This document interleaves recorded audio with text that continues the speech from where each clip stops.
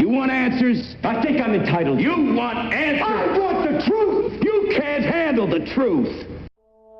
The suggestion that NASA faked the Apollo missions goes back to the very first time Neil Armstrong walked on the moon. Some believed he never really went. Others believe that he did make it, but the famous footage and photographs are fake. To find out more about how and why the landings might have been staged, Second Thought has made this video for you. Please check it out, it's great. In the meantime, in this video we'll consider the fact that if the footage were faked, someone had to fake it. And the best suspect is legendary director Stanley Kubrick.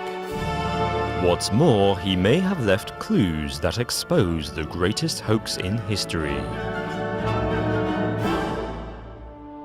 Not only was Stanley Kubrick an artistic genius, but he was a technical wizard. His groundbreaking film, 2001: A Space Odyssey, made him the obvious suspect to fake the moon landings. It came out in 1968, over a year before the Apollo 11 landing. Yet its depiction of weightless space travel is still hailed as the most accurate in cinematic history. Kubrick is known as the most meticulous filmmaker ever, and he worked closely with NASA and aerospace engineers. The spaceships and spacesuits were designed in line with actual space travel technology. Images of the moon were constructed using NASA's best maps of the surface, which is why they still stand up today. The film features extensive sequences set on the moon, which use miniatures and front-projected matte paintings to recreate the process of landing and walking on the desolate moonscape. Theorist Jay Weidner says a close examination of NASA footage and still photographs reveals the same camera tricks were used as in Kubrick's sci-fi epic. He believes that Kubrick was hired by the US government to stage the moon landings using the technology and equipment he perfected on 2001: A Space Odyssey. Furthermore, Weidner says Kubrick subverted his vow of secrecy by hiding clues to the truth in his 1980 horror masterpiece, The Shining.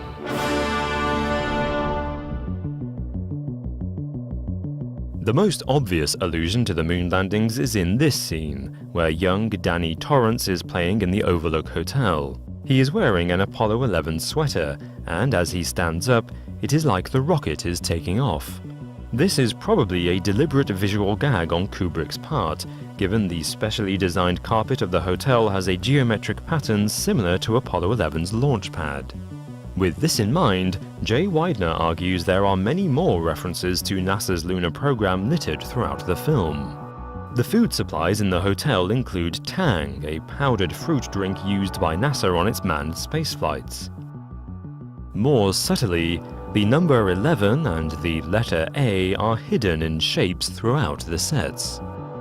And the Native Americans on the tapestry to the left look suspiciously like Saturn V rockets, the same ones used on the Apollo program. The film begins with the main characters, Jack, Wendy, and Danny Torrance, driving along the Going to the Sun road in the Rocky Mountains. The classical god of the sun is Apollo.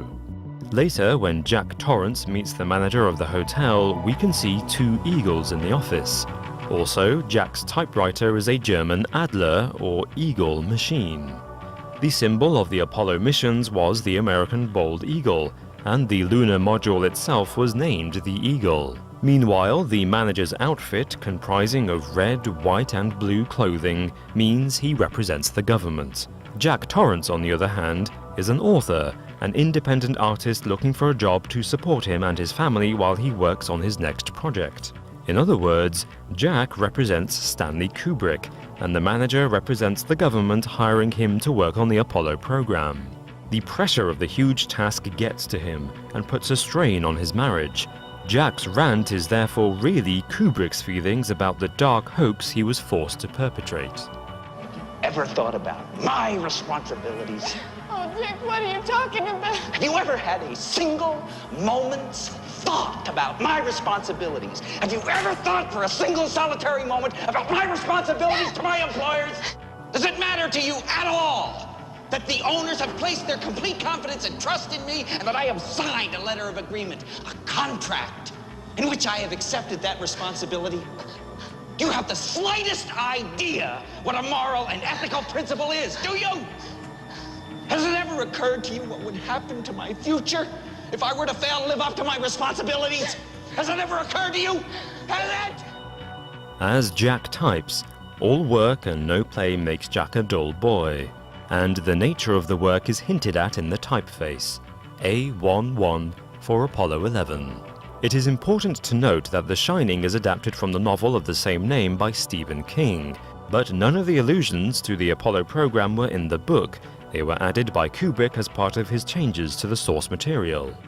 These changes included altering the book's Room 217 to Room 237.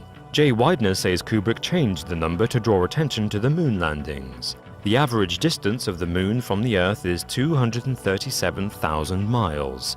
237 is also, according to Widener, the name of the studio where Kubrick filmed the fake NASA mission. However, most of these allusions are hard to prove. The Shining is so layered and visually complex that it lends itself to countless interpretations, as demonstrated by documentaries and critics. Nevertheless, some of these supposed references to the moon are probably misinterpreted. For instance, the average distance of the moon from the Earth is over 238,000 miles. It seems unlikely that the meticulous Kubrick would make that mistake. In fact, the owners of the hotel used for the exterior shots have said that the room number was changed because the hotel had a real Room 217 and didn't want to discourage guests from booking it. In December 2015, filmmaker T. Patrick Murray published what he claimed was an exclusive interview with director Stanley Kubrick. In it, Kubrick says, "I perpetrated a huge fraud on the American public, involving the United States government and NASA. The moon landings were faked, and I was the person who filmed it." Kubrick's widow, Christiane, says the interview is a complete fabrication. The double in the video looks very little and sounds nothing like the real Stanley Kubrick. Furthermore, T. Patrick Murray has given no plausible reason why the notoriously private director would give him an interview, and why he kept the interview secret for 15 years after Kubrick's death. The director's daughter Vivian made a documentary using footage she filmed on the set of The Shining. In July 2016, she issued a statement strongly denying the theory that her father faked the moon landings. She argues that he had too much artistic integrity and distrust of government lies to ever want to help them carry out such a gigantic hoax. Despite claims to the contrary, Stanley Kubrick never said he faked the moon landings. The people who knew Stanley Kubrick best, his family and colleagues, all say he never did it, and never would. Meanwhile, theories about clues he planted in The Shining only work if you interpret the film one particular way. This hasn't stopped other books and films being inspired by the theory. There is something interesting in the argument that Kubrick's filmmaking tricks were used by NASA to construct the Apollo 11 footage. However, NASA insists the footage is real, as do the Apollo astronauts. Moreover, so does the great director himself. Just put the end to the record in the argument and put your hand on the Bible. Swear to God you walked on the moon. Mr. Several, knowing you, that's probably a fake Bible. Well, you're talking to the wrong guy. Why don't you talk to the administrator at NASA? We're passengers. We're guys going on a flight. I don't hit people, but you're going to be on the deck unless you get I'm heading out. I appreciate it. And get the hell out of my house. Well, take your stuff and get the fuck out. Why don't you quote me and say it's bullshit? When the shadows interrupt, I don't give a damn about all that shit. You're the one who said you walked on the moon when you didn't. Calling the kettle black if I ever thought of it. Saying I misrepresented myself. Away from me. You're a coward and a liar and a thief.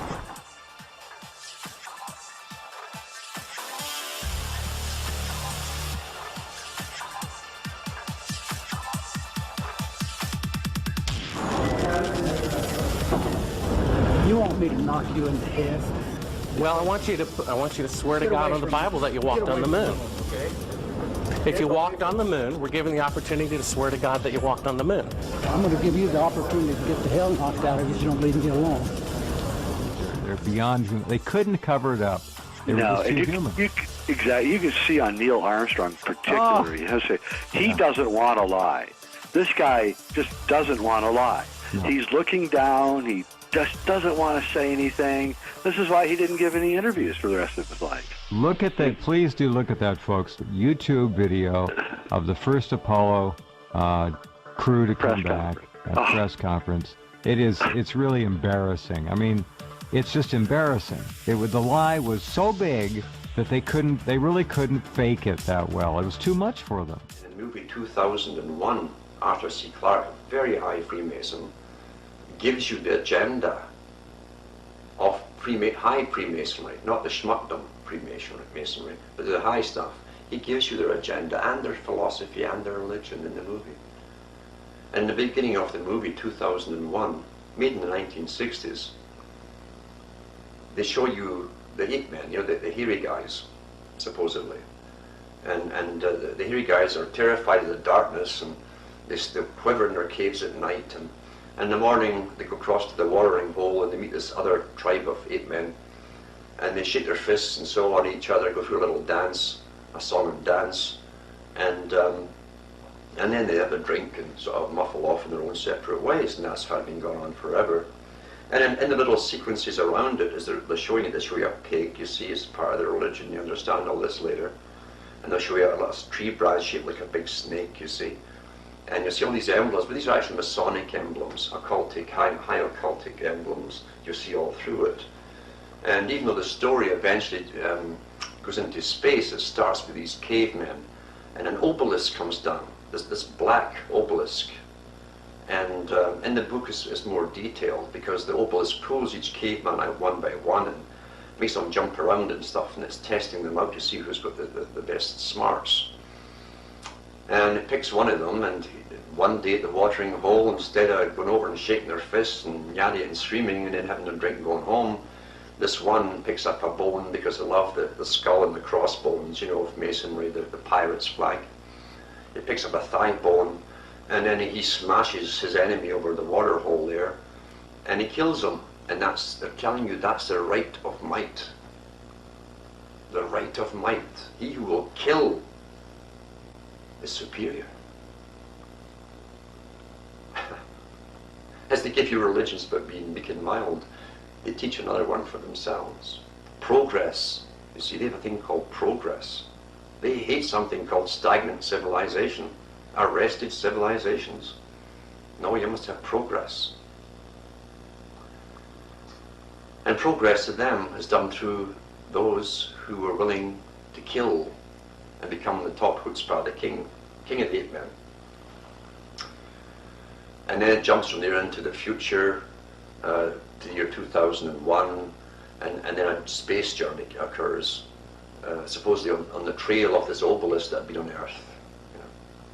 Ends up on Jupiter, but it's all occultic. It's nothing to do with space travel.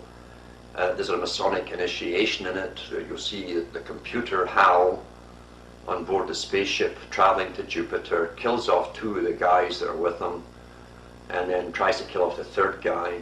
He outsmarts it and disables it, meaning he overcame all the natural laws. HAL is the sun, like halogen, halcyon in the Greeks, HAL. And HAL, one letter after it, each one in the alphabet is IBM. You see, IBM, you speak it, it's I-beam, the beam from the eye of Ra. The beaming from the eye is between the pyramid, the capstone, and the rest of the pyramid. So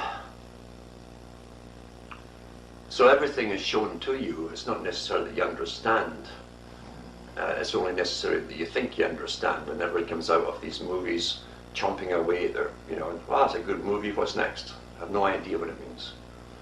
And in 2010, as a follow-up to the movie, then it shows you what's supposed to happen in 2010. And so this big thing at the end, where this guy who escaped the computer, remembers, in the next movie, he's timeless, he's ageless, he's become a god because he overcame Halcyon, you see, the sun, the natural order. He overcame all the laws, and he's a god. And a new sun appears in the sky.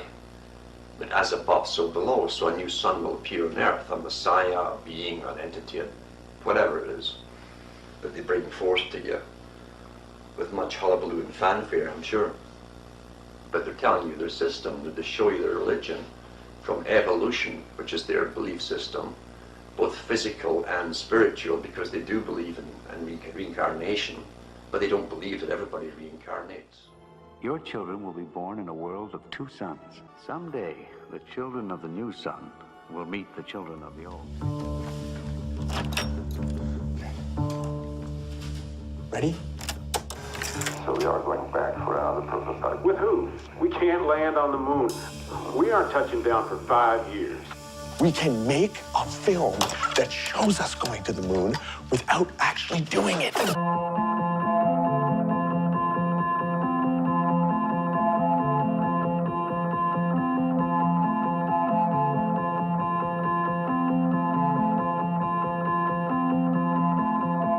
Operation Avalanche is the faux documentary narrative of two CIA agents tasked with faking the 1967 moon landing.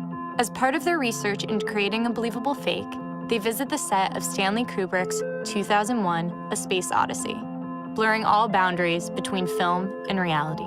Do you see what's going on here?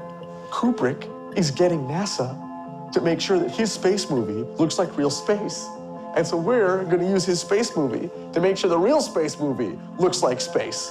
By framing their film as a period documentary, the filmmakers created a unique challenge for themselves: how to have their characters interact with the real Kubrick in archival footage. Well, I think right at the beginning, we'd said we wanted Stanley Kubrick in the movie. I thought it was going to be so easy because there was going to be film footage of Kubrick, and we would just do the same thing that we do all the time, which is we take the film footage, we green screen me into it, done. Everybody's like, wow, it's like Forrest Gump. So we get to the moment where it's like, okay, so what is the Stanley Kubrick footage we can use? It's nothing. Kubrick didn't want any footage on, any documented footage being taken during the making of 2001. He only had a couple news crews come in, which is why all that footage is so brutal. It's based on a real story about the guys investigating Stanley Kubrick. 2001 is so connected with the Apollo launch. Everybody likes saying Stanley Kubrick was involved. So the idea of not having in the movie would be such a letdown, but also kind of bullshitting our way into just show, oh, he's in the room over there, or getting a look-alike. All that stuff just wouldn't fit in the documentary world that we were fighting so hard in every other respect to create. The initial part, we wanted to sell that we were actually at Shepperton Studios in the UK, and we set up a scout. Our plan was we would go do this tour and then try to sneak away and maybe steal a few shots. But when we showed up, they gave us our passes and they said, okay, now wait outside for the person who's gonna take you around, and we just bailed. We just found the areas of the lot that they were the authentic pieces of the lot that would have been there when Kubrick was there. So we shot a lead-in to that Shepperton sequence there. Everything else on the soundstage was recreated from archival stills. Excuse me? How'd you set this up? Tristan Zarafa, he was the one who came one day and was like, okay guys, what if we take high-res stills of behind the scenes of 2001, and we'll comp Matt into it, and I'll make all those still images move. Which sounded so crazy, and even he thought that this was crazy because nobody ever done this before. So he took the photographs and he did a 3D projection where he turned the photos into 3D space. And not only did the world that he created look real, Kubrick could move. He could have actual Stanley Kubrick in the movie. I would never normally do this, but it's for a friend. His name is Matt Johnson. And so right away we're like, yeah, we'll just pour everything we have into this. We then went onto green screen, and on soundstage we recreated camera moves in virtual space, which he then mapped back into the geometry of these photographs, replacing characters so that Kubrick is actually Kubrick, but he's on the body of an actor so that the body moves in the right way. The crazy thing about it was reverse engineering these photos. So trying to figure out, okay, what lens was this shot on? So he would go back and he'd actually find measurements of the soundstage where these sequences were shot, and then be able to take that geometry and make estimations about what lens lengths they were using in the photo so that we could use the same lens length. The result is a Super 8 camera that Jared has hidden in a bag, and we walk onto the set of 2001, which when we first saw even the most rudimentary tests was just jaw-dropping. We were like, wow, this is really real. Not bad for on the spot, just figured it out. Jared, wave! Jared, big wave!